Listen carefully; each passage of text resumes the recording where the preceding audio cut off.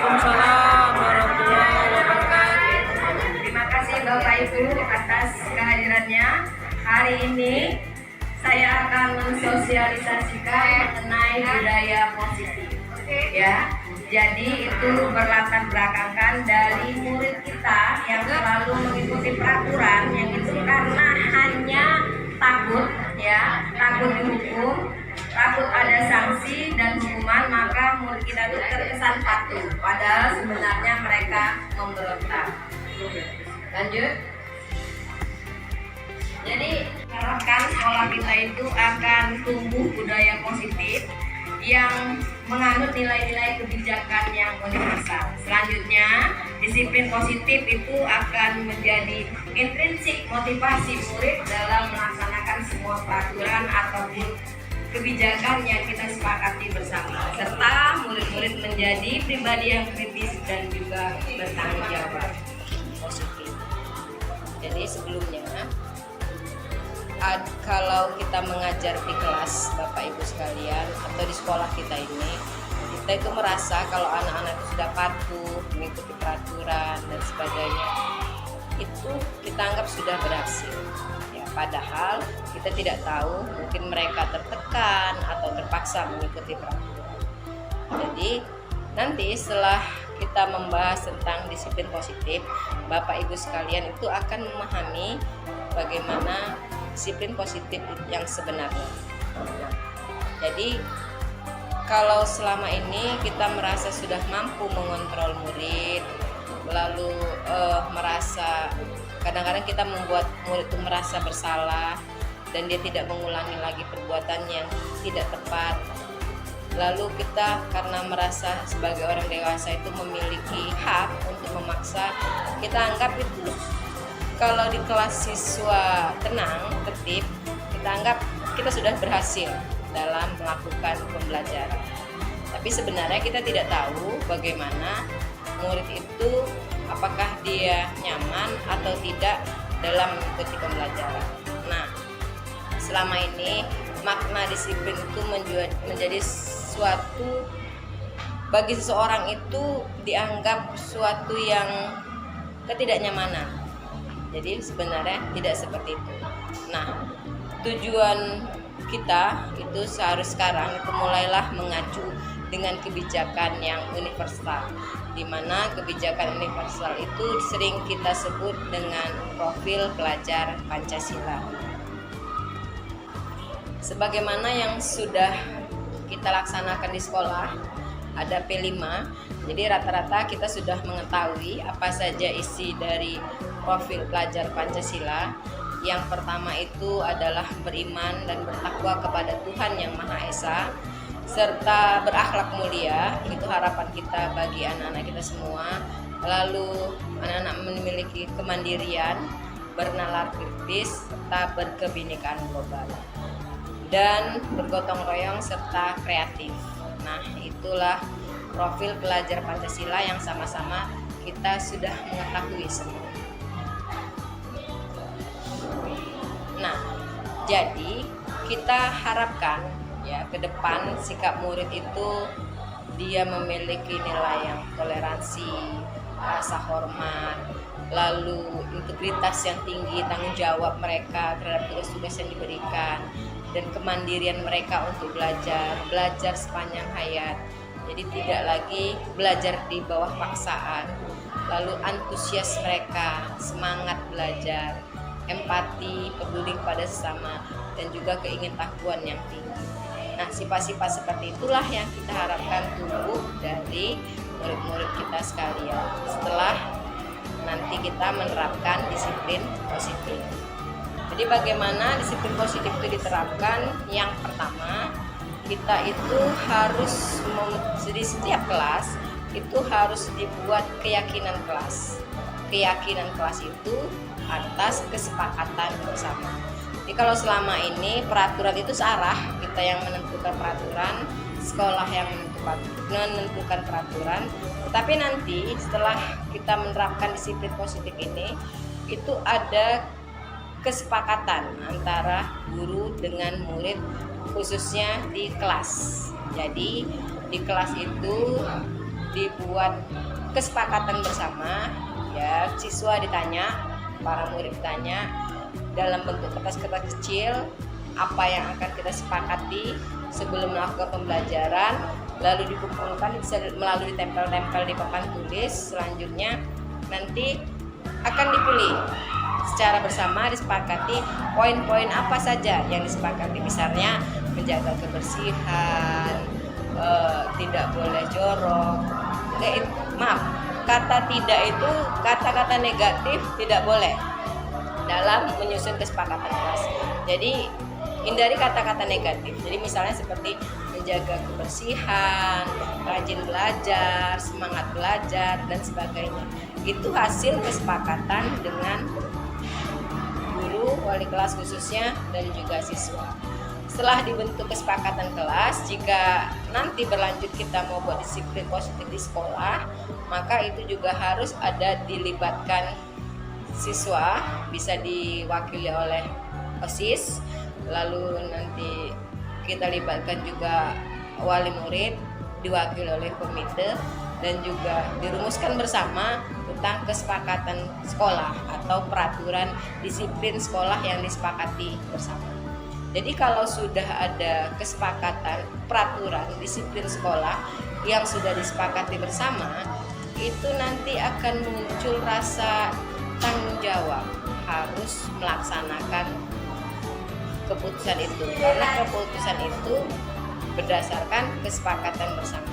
Jadi selama ini kalau siswa mengikuti peraturan itu berarti patuh, sebenarnya belum tentu, karena peraturan itu selama ini kita buat berdasarkan searah, tidak ada keterlibatan mereka. Jadi untuk ke depan kita akan melakukan disiplin positif. Jadi peraturan-peraturan yang kita buat di kelas atau di sekolah itu berdasarkan hasil kesepakatan bersama yang juga tidak terlepas dari nilai-nilai universitas, nilai universal, yaitu profil pelajar Pancasila. Jadi demikian Bapak Ibu dalam kita membuat kesepakatan kelas bersama. Nah, kita juga harus mempertimbangkan bahwasannya murid kita atau manusia itu memiliki kebutuhan dasar. Ya, jadi ada 5 kebutuhan dasar manusia atau murid. Itu yang pertama bertahan hidup, lalu kebutuhan untuk disayangi, kasih sayang, lalu kebutuhan penguasaan, kebebasan, serta kesenangan. Jadi kalau selama ini kita merasa siswa kita bermasalah, tidak, misalnya tidur saat pembelajaran, atau tidak konsentrasi saat belajar, atau dia tidak peduli saat belajar, itu mungkin ada salah satu kebutuhan mereka yang belum terpenuhi. Nah, itu harus kita sadari. Jadi disiplin positif ini bagaimana kita akhirnya, ya, tujuan akhirnya itu bagaimana menumbuhkan motivasi intrinsik kepada peserta didik. Jadi motivasi intrinsik itu apa? Motivasi yang berasal dari dalam dirinya. Jadi murid kita itu berkeinginan kuat untuk belajar sepanjang hayat, bersemangat untuk belajar, mau tahu, cari sendiri, ingin tahu, kreatif dan sebagainya. Itu semua muncul dari dalam dirinya, tidak lagi paksaan atau motivasi dari luar. Tidak lagi kita harus memaksa-maksa, harus ini, harus itu. Tapi itu semua bisa tumbuh dari dalam dirinya. Jadi itulah tujuan akhir dari disiplin positif ini. Lalu bagaimana jika ada siswa atau murid yang melakukan kesalahan, ya, berbuat tindakan yang tidak sesuai dengan kesepakatan kelas, misalnya mereka cabut atau tidur di kelas atau apalah, atau datang terlambat dan sebagainya, apa yang harus kita lakukan? Nah, ada solusi yang ditawarkan dalam disiplin positif ini, yaitu restitusi. Apa itu restitusi? Restitusi itu adalah proses menciptakan kondisi bagi murid untuk memperbaiki kesalahan mereka sehingga mereka kembali ke karakter yang kita inginkan. Jadi mereka menyadari, lalu mereka tahu apa kesalahannya, dan mereka berusaha berkomunikasi dengan guru menyelesaikan permasalahan. Jadi kalau selama ini kalau ada misal siswa yang cabut atau apa, kita langsung menghardik, kamu cabut, kamu begini, maka kamu harus ini. Nah, panggil orang tua, hukum dan sebagainya. Itu selama ini yang kita lakukan. Jadi bagaimana solusinya dengan restitusi ini? Dipanggil anak, ya, contoh, kenapa kamu saya panggil? Oke, nanti dia akan menjawab, saya tahu Bu, saya cabut misalnya. Lalu kita tanya lagi, apakah perbuatan itu bagus? Enggak Bu. Siapa yang dirugikan? Saya Bu. Nah, jadi mereka akan menyadari benar apa akan kesalahannya. Jadi kalau mereka sudah tahu apa kesalahannya, lalu kita giring murid tadi untuk mencari solusinya. Nah, kalau kamu tahu itu perbuatan kamu salah, maka apa yang harus kamu lakukan? Kita tantang mereka untuk mencari solusi akan permasalahan tersebut. Nah, terus kita tidak boleh henti-hentinya, dan inilah budaya restitusi. Dan kita itu berperan di sini itu bukan sebagai penghukum, ya. Penghukum itu yang selama ini kita lakukan, kalau ada anak-anak berbuat salah kita hukum. Misalnya terlambat, nanti kita suruh tulis, saya tidak akan terlambat sampai dengan 1 buku. Nah, itu yang biasa kita lakukan mungkin selama ini. Nah, itu adalah tindakan yang menghukum. Dan kalau hukuman seperti itu, murid itu melakukannya bukan karena dia harus melakukannya karena terpaksa. Jadi mereka tidak tumbuh dari dalam diri untuk memperbaiki diri, tapi karena dipaksa untuk memperbaiki diri. Jadi restitusi itu bagaimana menumbuhkan motivasi dalam diri murid itu supaya mereka memperbaiki permasalahannya. Nah, jadi diarahkan mereka untuk menyelesaikan permasalahannya sendiri. Nah, jadi seperti itu Bapak Ibu. Lalu juga kadang-kadang kita membuat anak itu jadi merasa bersalah. Apa kamu tidak kasihan sama orang tua kamu? Apa kamu tidak kasihan sama saya? Misalnya gitu ya kan. Nah, jadi mereka patuh itu bukan karena keinginan dari dalam dirinya, tapi karena merasa bersalah. Nah, mereka patuh, tapi karena mereka merasa bersalah. Nah, jadi mulai sekarang itu cara menghadapi kesalahan siswa itu adalah dengan restitusi positif. Jadi seperti itu caranya. Jadi siswa tadi, murid diminta menyadari kesalahannya, mengakui kesalahannya, menyadari kesalahannya, dan bersama-sama itu mencari solusinya. Bagaimana menyelesaikan permasalahannya tersebut. Baik, positif ini diharapkan kita ke depan akan menjadi orang-orang yang bijak, ya, dan tidak lagi membuat siswa itu menjadi terdakwa, ya, atau menjadi orang yang merasa bersalah, tapi dia pribadi yang bertanggung jawab, yang harus mampu menyesuaikan kehidupan. Hari ini kita akan membahas tentang budaya positif dan juga restitusi. Jadi pendahuluannya itu disebabkan latar belakangnya karena murid itu mematuhi peraturan yang karena takut atas hukuman. Jadi murid tidak menyukai peraturan karena peraturan itu cenderung memberi hukuman yang memalukan dirinya. Jadi selama ini peraturan-peraturan di sekolah kita itu kita buat searah, dan murid itu terpaksa mengikutinya, kan seperti itu. Selanjutnya, nah, ini contoh-contoh aturan yang dianggap baik, ya, yang kita anggap baik di sekolah. Ini saya misalkan, yang pertama itu murid dilarang membawa Android, lalu hadir tepat waktu, memakai atribut, menjaga kebersihan. Nah, itu contoh-contoh aturan. Lalu dari aturan-aturan yang ada tersebut, dari contoh tersebut, manakah peraturan yang sulit dipenuhi?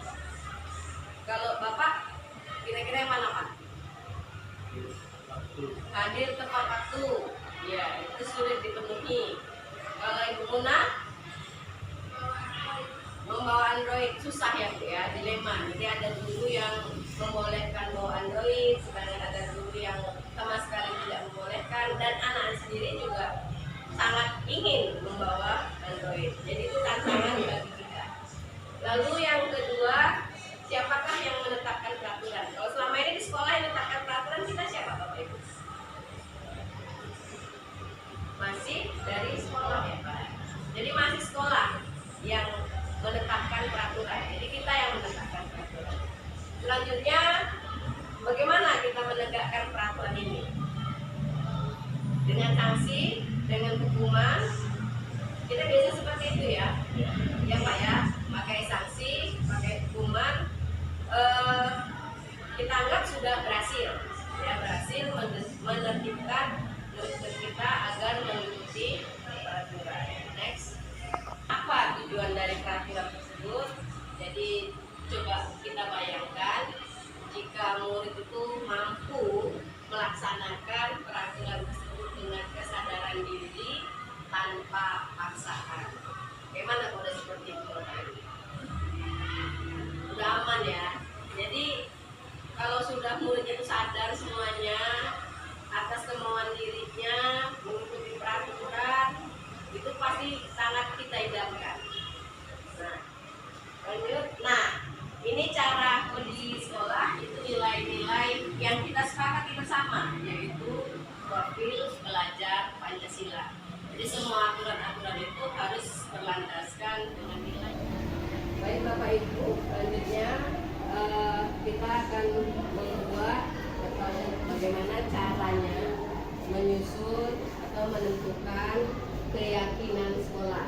Di awalnya itu diawali dengan keyakinan kelas di setiap kelasnya, itu biasanya dipandu oleh wali murid atau wali kelas. Selanjutnya nanti akan kita buat juga, kita tentukan juga peraturan-peraturan di kelas itu, keyakinan yang sudah dimiliki. Selanjutnya bisa menjadi keyakinan sekolah. Baik. Jadi caranya yang pertama itu seperti pada gambar yang pertama, itu murid itu diminta merembukkan apa yang akan disepakati, peraturan-peraturan apa yang akan disepakati di kelas.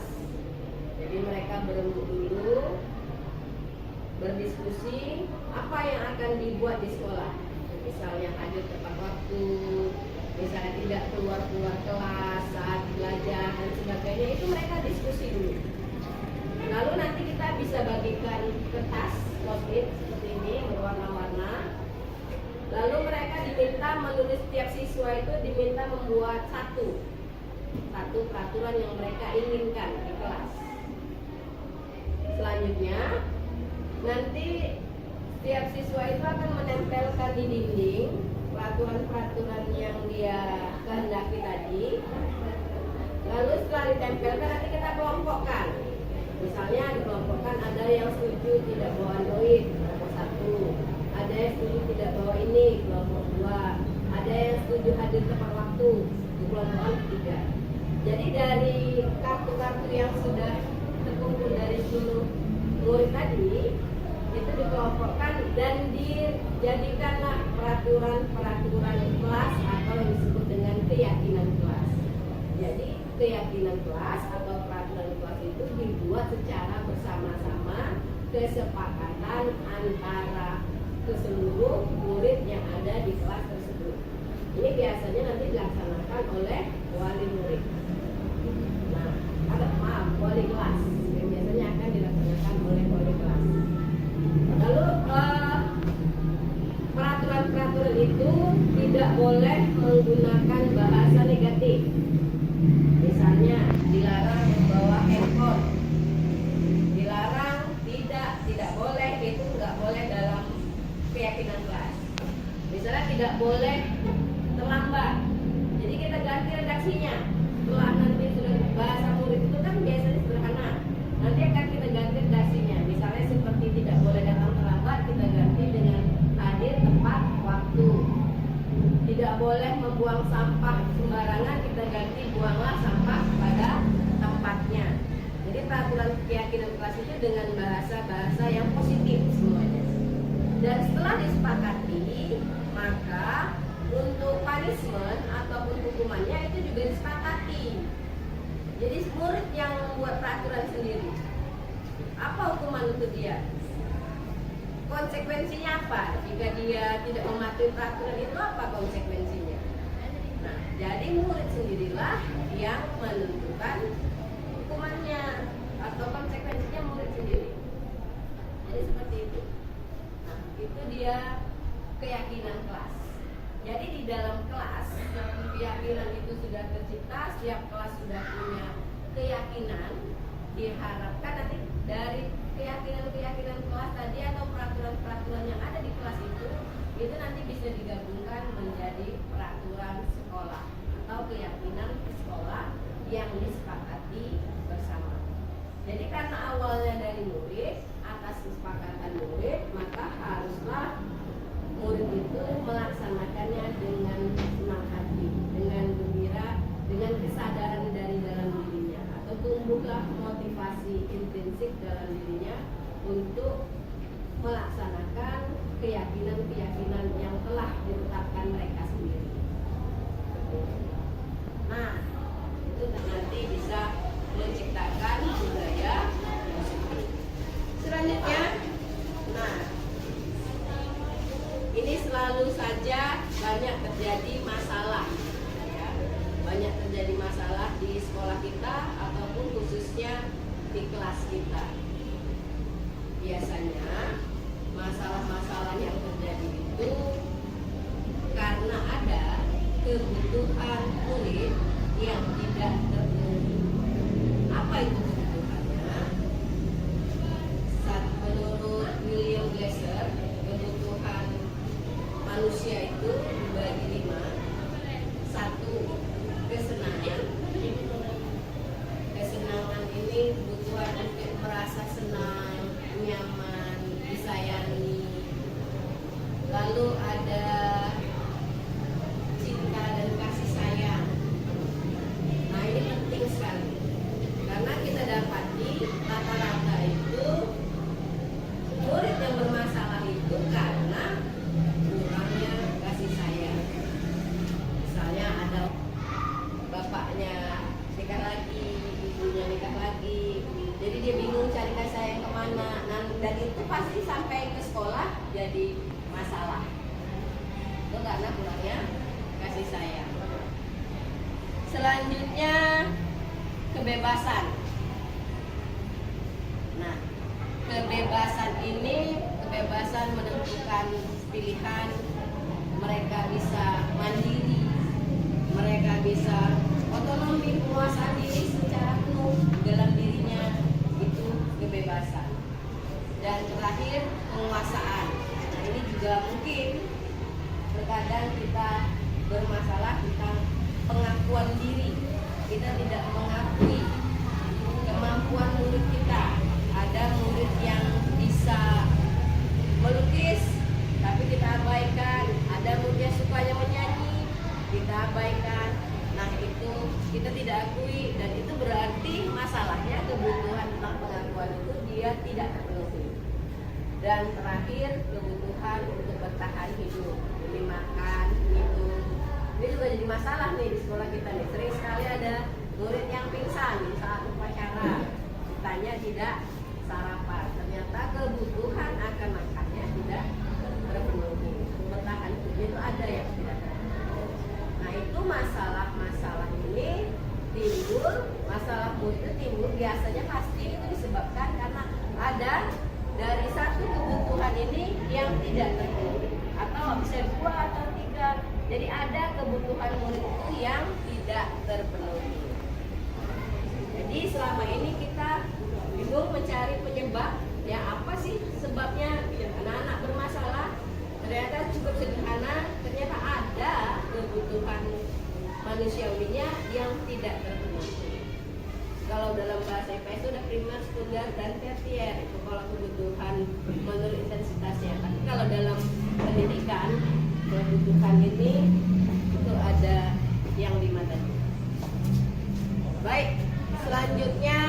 bagaimana sih cara kita menyelesaikan permasalahan, apakah kita berperan sebagai penghukum?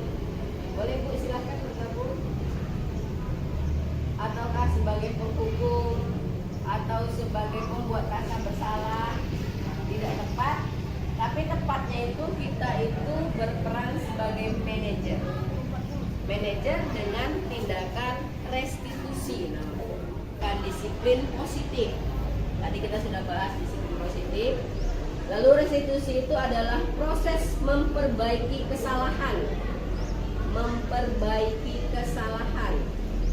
menyadari kesalahan, belajar dari kesalahan dan bertekad untuk tidak mengulanginya.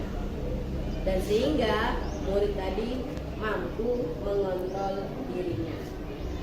Next.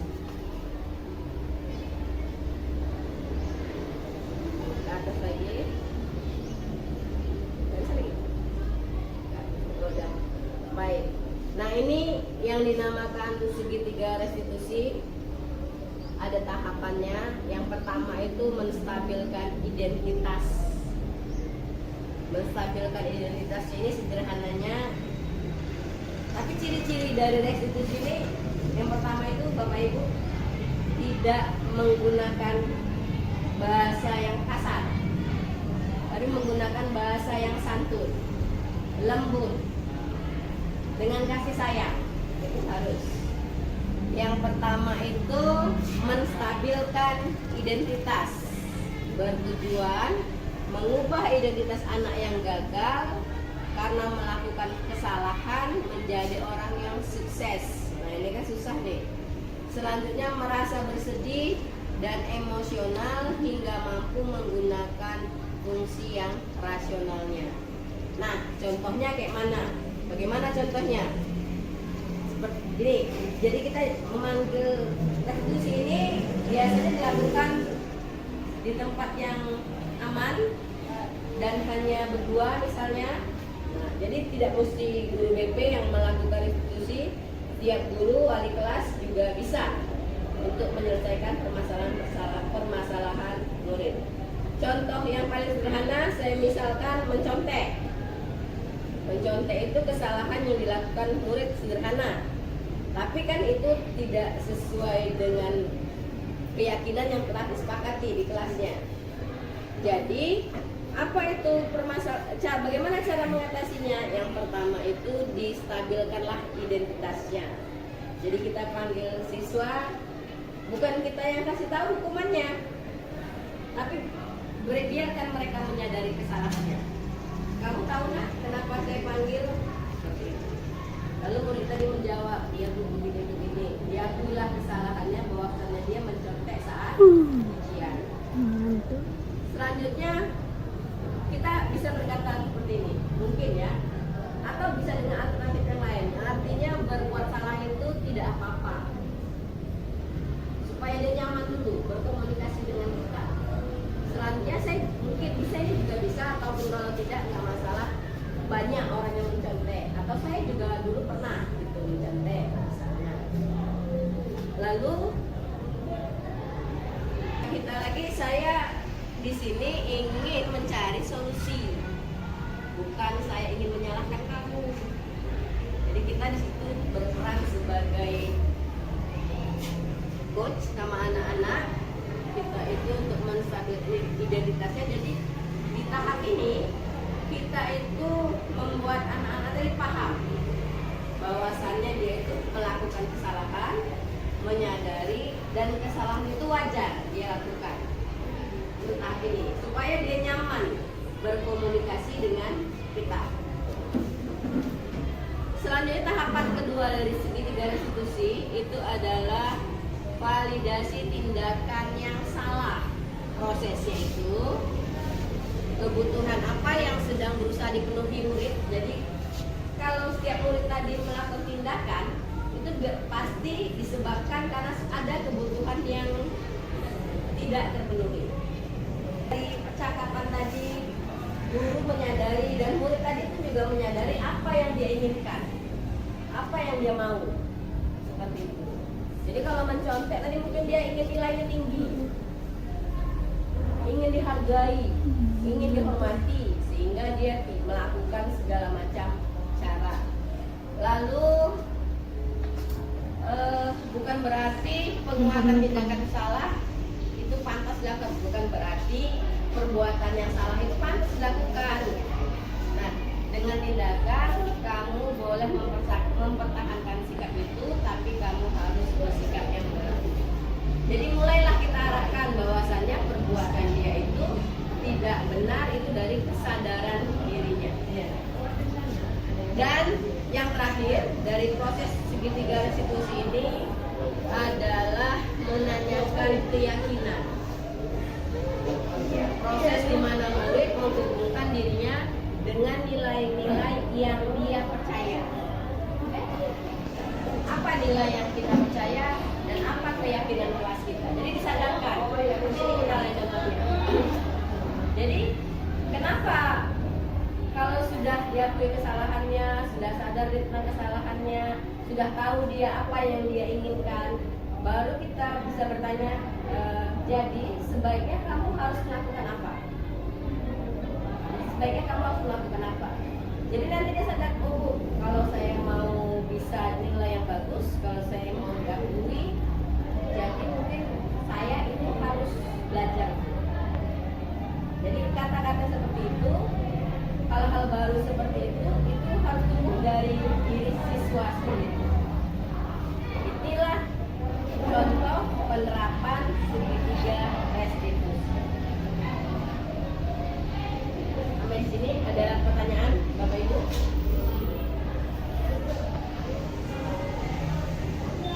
Ibu Una, ada pertanyaan? Dari awal pembentukan suatu keyakinan peraturan di sekolah tadi, berarti apakah lebih elok lagi yang kelas itu mempunyai peraturan tersendiri? Iya, Pak. Kemudian nanti diadopsi dari semua kelas menjadi satu peraturan sekolah. Iya. Atau peraturan sekolah itu diadopsikan kepada bagian. Iya, Pak. Seperti itu. Jadi yang runtutannya itu setiap kelas, jadi kembali kepada keyakinan kelas disiplin positif, setiap kelas itu membuat peraturan sendiri atau keyakinan peraturan. Kita nggak usah pakai bahasa peraturan lah, kalau peraturan kan salah, tapi kita buat bahasa keyakinan kelas. Jadi setiap kelas itu memiliki keyakinan kelas, itu dipandu nanti oleh wali kelas. Tapi Kak, jika pun ada guru bidang studi yang merasa perlu tambahan gitu ya, perlu tambahan, itu guru bidang studi boleh buat keyakinan kelas belajar, misalnya belajar seni budaya. Karena ada peraturan disepakati membawa alat musik yang ditinta. Nah itu kan peraturan atau keyakinan yang disepakati. Jadi seperti itu. Jadi setiap kelas tadi punya keyakinan kelas yang harus ditaati bersama. Kenapa ditaati bersama? Karena itu sudah disepakati bersama. Kan mereka yang membuat peraturan, mereka yang membuat keyakinan. Maka mereka harus dengan sadar melaksanakannya. Jadi selanjutnya, setelah keyakinan kelas itu ada, lanjutkan. Jadi tadi setelah dibuat peraturan keyakinan kelas, itu nanti diadopsi menjadi keyakinan sekolah yang akan dipatuhi secara bersama dan berdasarkan motivasi intrinsik atau kemauan diri sendiri. Ya, itu ya Pak. Terima kasih atas pertanyaannya. Baik, sekarang saya kembalikan kepada segitiga restitusi. Ibu Bapak Guru ada pertanyaan? Guru BP misalnya ada pertanyaan nggak Ibu? Tentang restitusi, kira-kira bisa dilaksanakan ini pada murid yang masalah? Gak ada pertanyaan. Itu bisa ya. Jadi yakin ya Bu ya. Iya. Ibu yang lain ada pertanyaan? Nggak bisa. Tapi ada unek-unek dari teman saya. Dia bicara seperti ini. Iyalah kalau yang terlambat 1 orang, kalau terlambat sampai 10 orang kayak mana restitusinya? kalau yang cabut 10 orang, bagaimana cara mengatasi restitusinya? Ayo, bagaimana? Apa mau dipanggil satu? Habis waktu kita. Apalagi kita guru pelajaran, kan seperti itu kan. Nah ini bagaimana? Maka diselidiki, diteliti, dikelompokkan, lalu nanti restitusinya bisa secara umum kepada murid.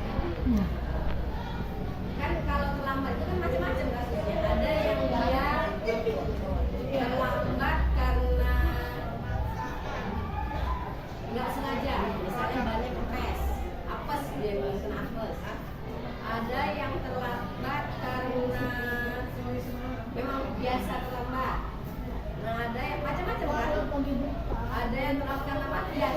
Kasus-kasus seperti itu jadi bisa dikelompokkan pada tingkatan-tingkatannya, dan jadi restitusinya juga bisa dikelompokkan.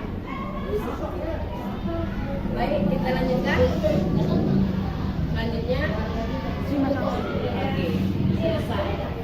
Jadi begitulah Bapak Ibu dengan disiplin positif dan restitusi mandiri, restitusi sekaligus dalam mengatasi masalah. Terima kasih atas perhatian Bapak Ibu sekalian. Assalamualaikum warahmatullahi wabarakatuh.